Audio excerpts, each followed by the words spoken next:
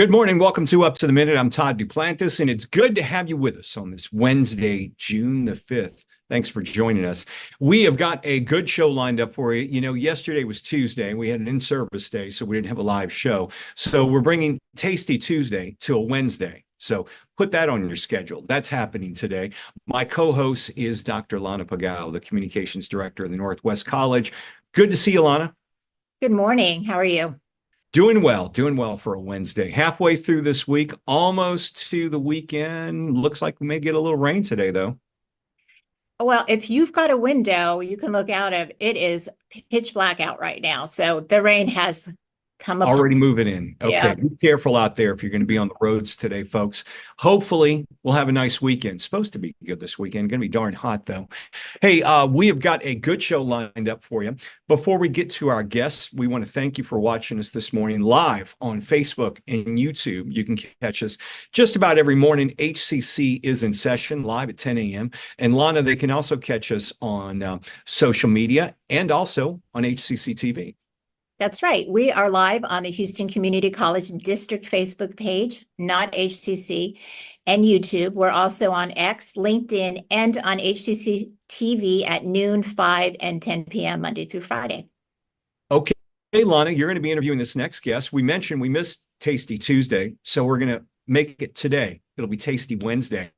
And we're bringing back a chef who has received rave reviews for turning a food truck into a successful brick and mortar restaurant. Don Jante is the chef and co-owner of Flippin' Patties Filipino restaurant. Don, good to see you. Welcome back to the show.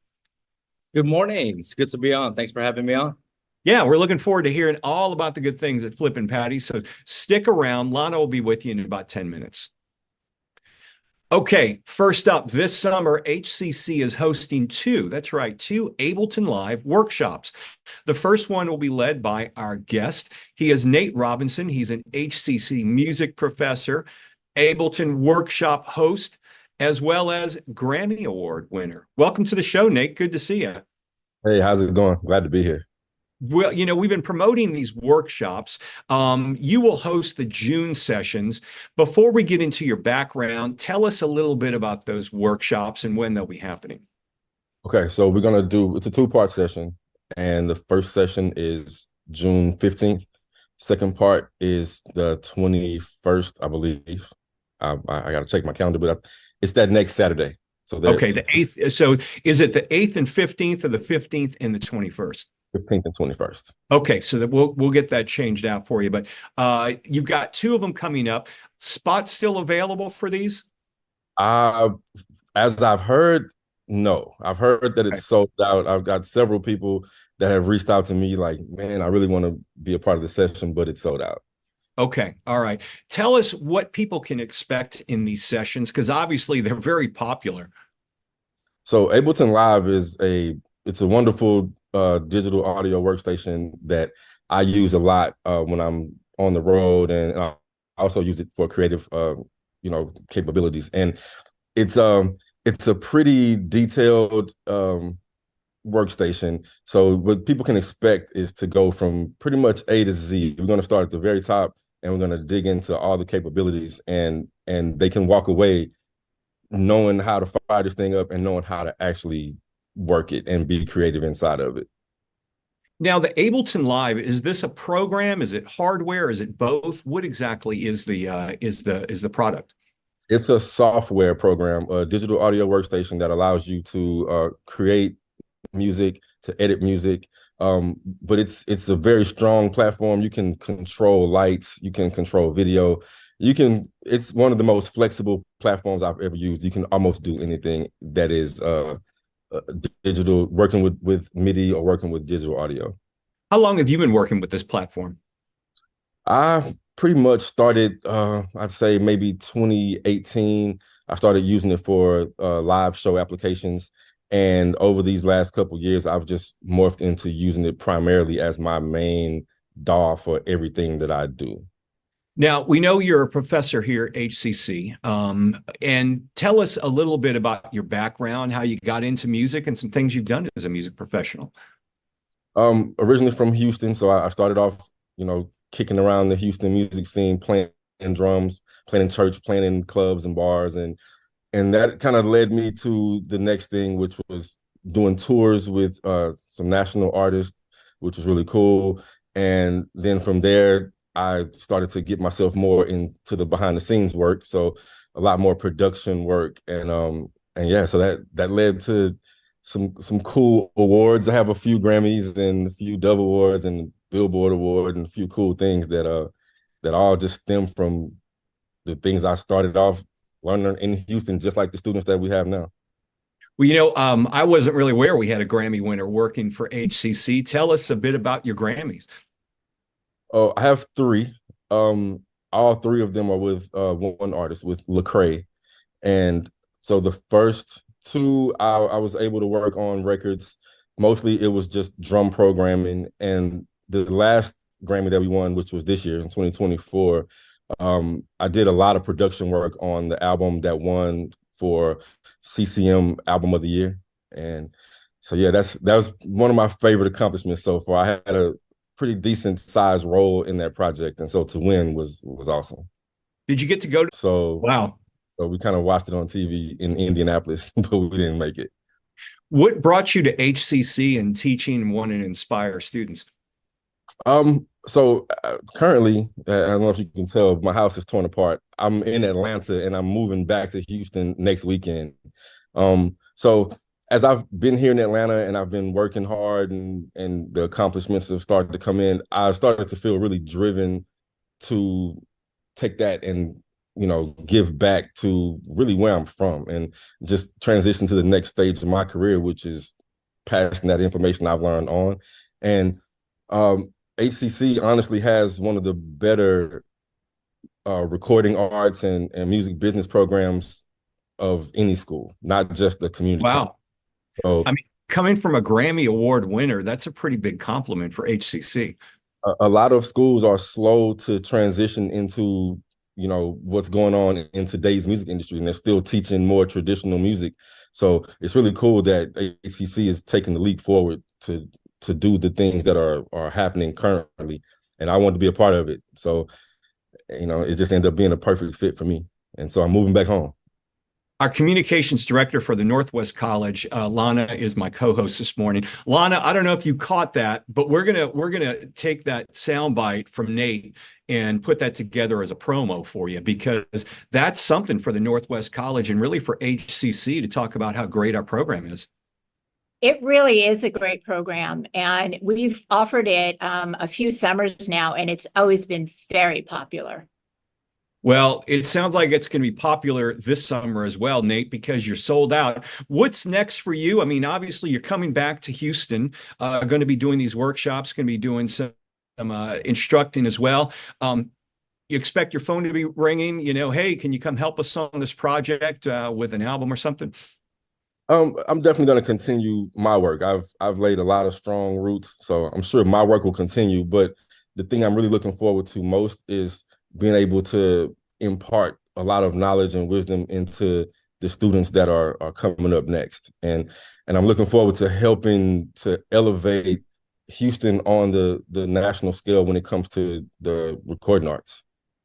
Let me ask you this. I know going on tour with a major artist, a lot of fun, a lot of work, lifetime experience.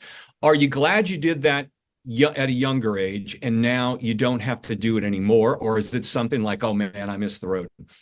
It's definitely a young man's game. Yeah. Thankfully, I've been able to work with one artist for a really long time.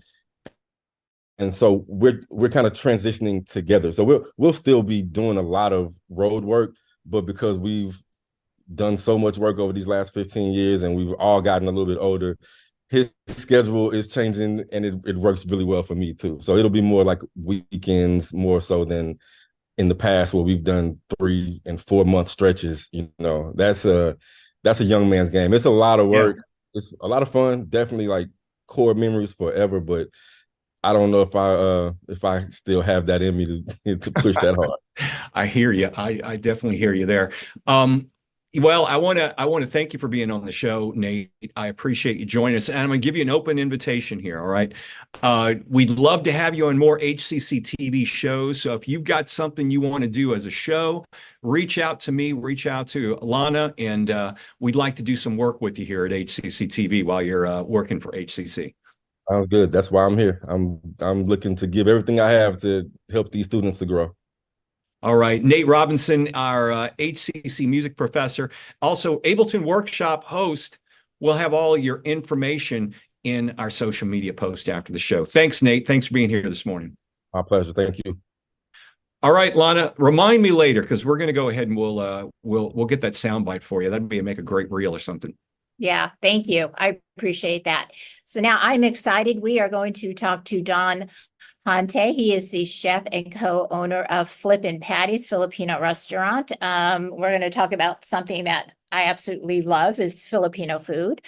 As somebody who has Filipino ancestry, there is nothing to me better than a big bowl of adobo with rice. So thank you for joining us again. I'm looking forward to talking to you about your food. So tell us about the concept of Flippin' Patties, which I think is such a clever name for a restaurant. How did you come to combining the Filipino culture with something so American as hamburgers?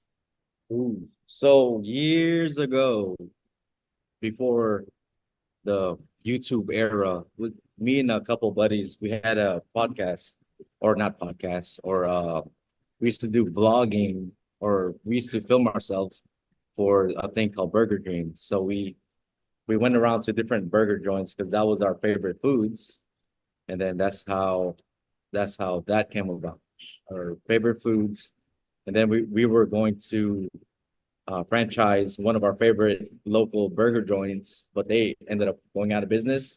I think they were way before their time. And then we were cooking siopao empanadas at the house, so we just kind of merged the two, bridged the gap between American food and Filipino food. That's great. Yeah, I don't think people really understand how really great Filipino food is because it's influenced by some Spanish food and American food as well. So the food truck's successful right off the bat, right? I don't know about right off the bat, but people did know us, and it was nice. It was a tough road for sure, but yeah, it was a good ride. Right. So, but you now have two successful restaurants. What are your most popular dishes? So it's our chicken fufu. It sounds worse than it really is. It's a family recipe.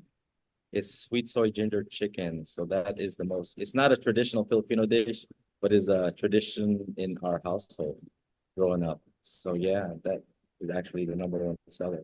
It's not a burger, surprisingly. Yeah. You know, in the wintertime when I'm really cold, I love arroz Arroz caldo? Oh my gosh. Yeah. My grandma used to put so much ginger and garlic in it. I mean, it was just wonderful. And I'm from Hawaii originally. And there's a restaurant there who decided to make adobo omelets for breakfast. Now, that sounds really weird, doesn't it? It was unbelievably delicious. Yeah, definitely sounds good. Yeah. So who taught you to cook? I'll say the whole family. My grandma, watching her, my mother for sure. And then we had a lot of family gatherings, a lot. We have a huge family here in Houston.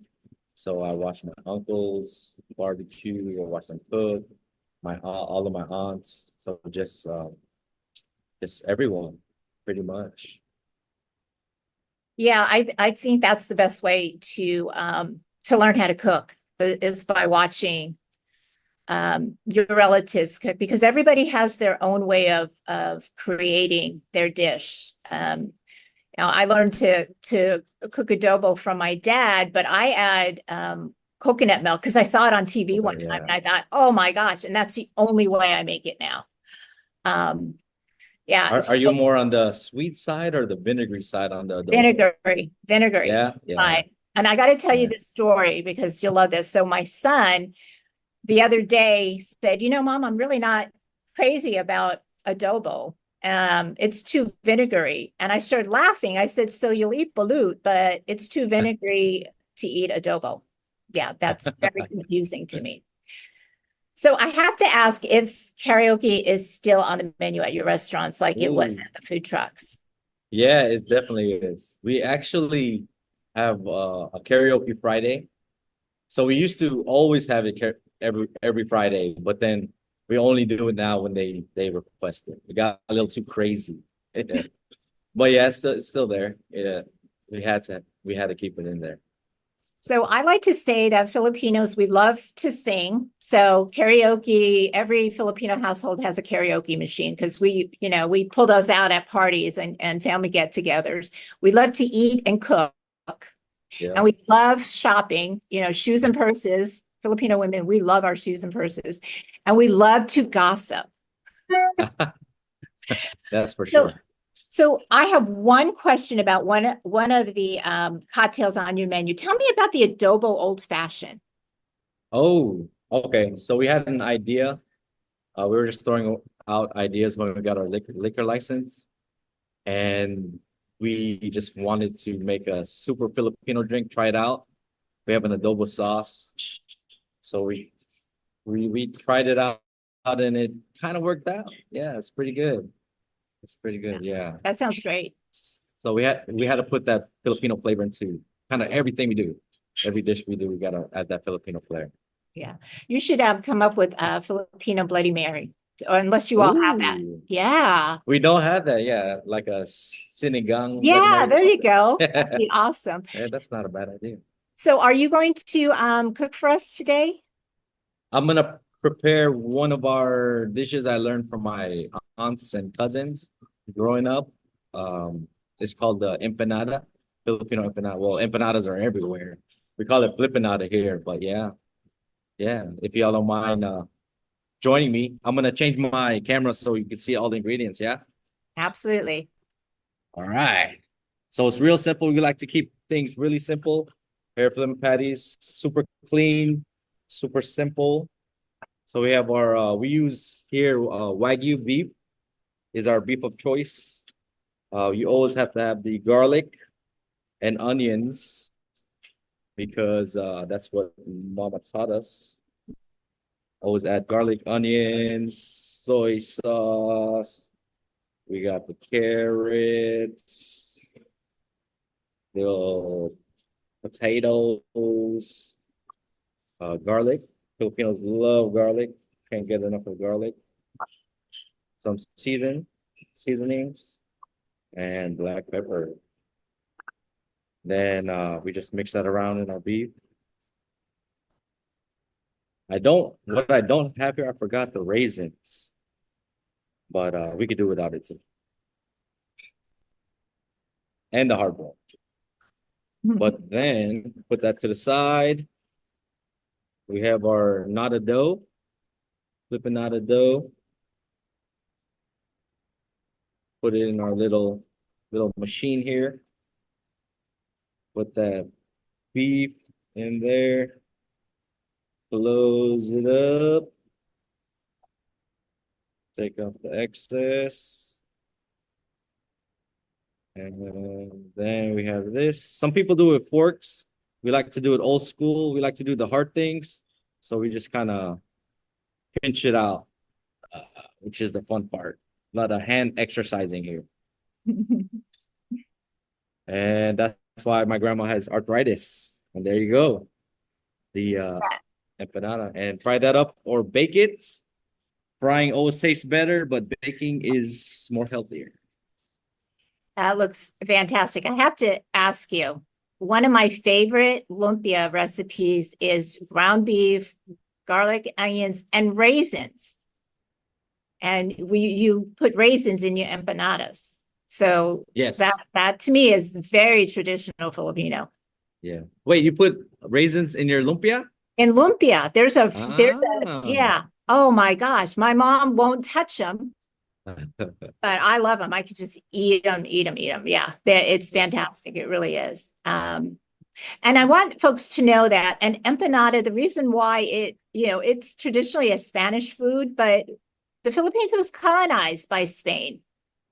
So that's why we have a lot of Spanish names, and a lot of our food is a traditional Spanish food, even though to me it's very uniquely Filipino. Yeah. Yeah. Yeah, it has a lot of Spanish influences. Absolutely. And And Chinese. Chinese. And Chinese. Yeah. Exactly. Yeah. You know, Tia Carrera, the actress, way back in the day when people would ask her ethnicity, she would say, I'm half Chinese and I'm half Spanish. Well, that's code for I'm Filipino. Is she really Filipino though? She is Filipino. She grew up in Oh. Hawaii. Yeah. So that's what we would always laugh about when folks didn't want to say they were Filipino. They'd say, I'm Chinese Spanish. And now everybody, who is Filipino says, oh, yeah, I'm proudly Filipino, which is Right. Yeah. really a cool thing. Halo Halo. Ooh, yeah. So you all have Halo Halo at your restaurant as well? Yes, ma'am. Yes, ma'am. We have So we had to have it. Yeah. Yeah. So quickly, tell us what Halo Halo is. So that's a shaved ice dessert with a lot of people make it differently, but we like to add all the ingredients like coconut jellies, coconut strings, sugar palm, mung bean, vanilla ice cream, ube ice cream, condensed milk, ube condensed milk, evaporated milk. Yeah, diabetes in a bowl. Oh man, that to me is summertime in the Philippines for Right? sure. Yeah. Well, thank you, Don Jante, chef and co-owner of Flippin' Patties Filipino restaurant. We'll have your info on our post after the show, and anybody who is interested, definitely go and enjoy an empanada or a hamburger down at Flippin' Patties. Thanks, Right Don. on. Check us out. Thank you all so much. All right. Thank you both. Lana, let me ask you this. Do Filipino dishes use fish sauce? Yes, it's called Patties, and we put it in everything. Yeah, there's I'm a a big dish fan called, of that. yeah, Big there's fan of that. see? Yeah. Good It- stuff. It's really good umami, brings good umami to food. All right, we've got a few announcements to get through before we wrap up today's show. One of them, a workforce symposium, is happening on Friday, June 14th, rather, out at the Missouri City campus. Check that out. You can up your skills and land your dream job at HCC's Southwest Second Annual Workforce Symposium and Job Fair. It's a partnership with Missouri City Juneteenth celebration. They will have employers out there. From what I understand, you will be able to interview for jobs and possibly get a job offer while you're there. Go ready for success. Make sure you dress for success, bring those resumes, and hopefully you walk out of there with a job. We'll have some more information in our post after the show. Of course, this is free as well. We also have some community dance classes coming up, and I believe they're going to be on one of your campuses. Yeah, we have them for youth, teens, and adults, and it's through our community learning program. They're offering dance classes and one mat Pilates class this summer. And the prices range from $44 to $89. And classes begin this month at our HCC Northwest Spring Branch campus. And we'll have registration information in our post after the show. We were talking music earlier in the show. Well, we've got music auditions coming up. Incoming music students will audition for music faculty to determine ensemble placement. Students with music performance experience should prepare 1 to 2 contrasting selections and scales. Students without any music performance experience need to declare their primary instrument of voice, or voice rather. It's from 9 a.m. to noon, Saturday, June the 15th at HCC Central Fine Arts Center. We'll have some information in our post after the show. And we had a guest on last week who's got a workshop online coming up, Lana. Yeah, come meet Dr. April Paluca. We'll be hosting her and meet a historian. It's instructional historians can learn copy editing, consulting, and teaching with a history degree. And that is 2 to 3 p.m. Tuesday, June 18th. For location and more details, check out our post after the show.